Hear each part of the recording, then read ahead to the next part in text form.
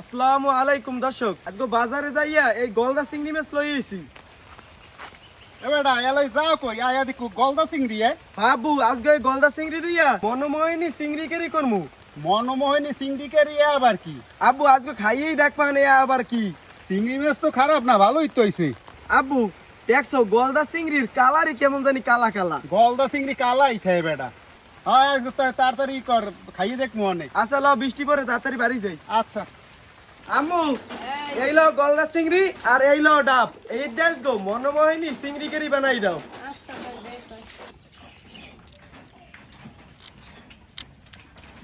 এই চিংড়ি মাছ কি বড়ি দিয়ে কোটা যায় না? না,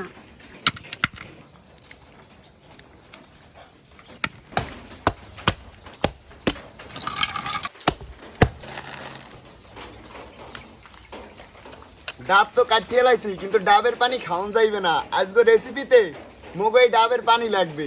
দেই তো ভিতরে লেওয়া লো হয়েছে কিনা। হ্যাঁ, লেওয়া তো ভালোই হয়েছে।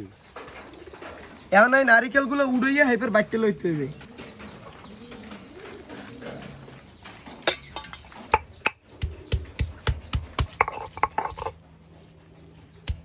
এখন এই ডাবের পানির মধ্যে সরিষা আর কাঁচামরিচ বাটা দিয়ে দেবো। এখন নারিকেল বাটা দিয়ে দেবো, একটু হালকা হলুদের গুঁড়ি দিয়ে সবগুলো মিক্স করে লমো।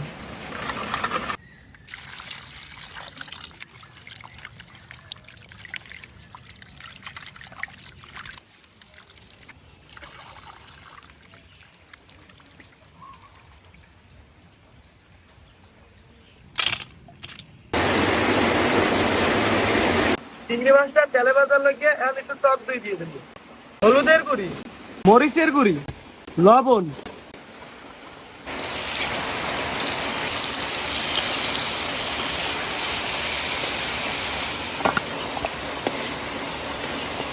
মনোমোহিনী চিংড়ি কেরি বানানোর লাগিয়া এখন এই ভাজা তেলের মধ্যে পেঁয়াজ বাটা দিয়ে দেবো, টক দই, চিনি, হলুদের গুঁড়া, মরিচের গুঁড়া, স্বাদ মতন লবণ। মশলাটা ভালো মতন কষানো হয়ে গেছে, এখন ভাজা চিংড়ি মাছটা দিয়ে দেবো।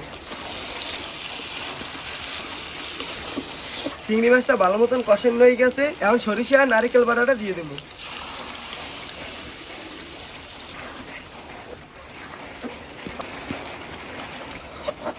মগো মনোমোহিনী চিংড়ি কারি হয়ে গেছে, এখন উড়ে গেলাম।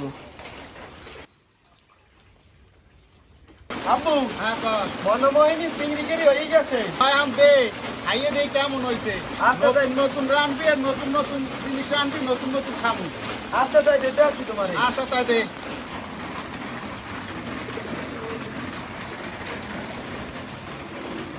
এখন বিসমিল্লাহ করে খাইয়ে দেয় যে কেমন হয়েছে। আচ্ছা ঠিক আছে।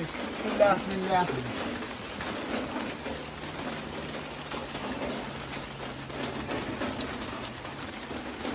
আদি তুই এই নতুন নতুন খাওয়ান পাও কম নাই, এত মুই মোর বাইরের বসেও খাই নাই। নাম দাও যেমন আনকমান, খাইতেও বেটা সেই স্বাদ লাগে। শুনছো আব্বু, হ্যাঁ। তোমার ভাই বোনে আর জীবনেও খায় নাই। বেটা আরে কম কি, আমি নিজেও তো খাই নাই।